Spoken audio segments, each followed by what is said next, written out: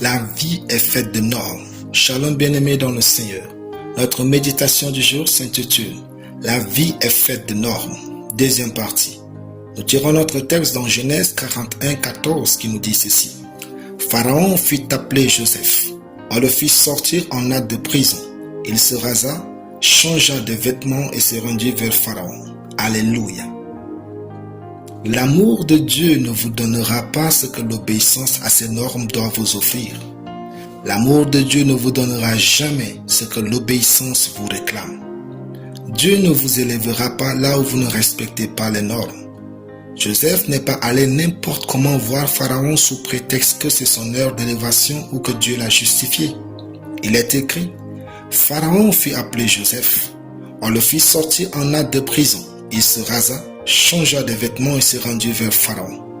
Joseph a agi ainsi parce qu'il faut le respect de l'étiquette et du protocole royal égyptien.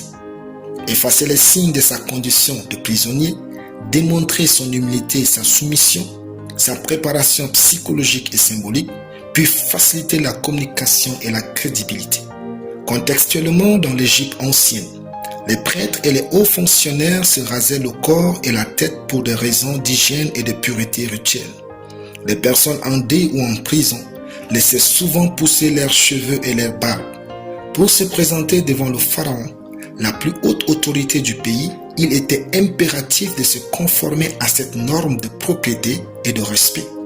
Pour ce qui est de changer de vêtements, ceux de Joseph étaient probablement sales, usés et indignes d'être portés devant le souverain. Changer de vêtements pour des habits propres et appropriés était une haute marque de respect et une conformité aux attentes de la cour égyptienne.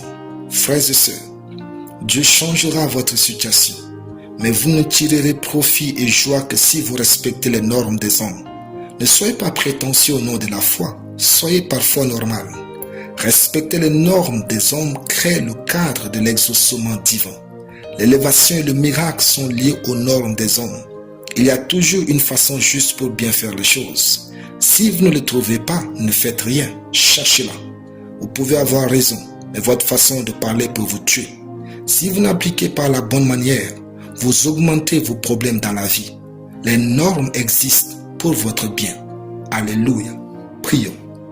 Je vis la parole de Dieu avec sagesse, force, foi et amour devant Dieu et devant les hommes au nom de Jésus. Amen. La lecture biblique en une année, Ézéchiel 11 à Ézéchiel 15. Soyez bénis, c'était le temps du ciel.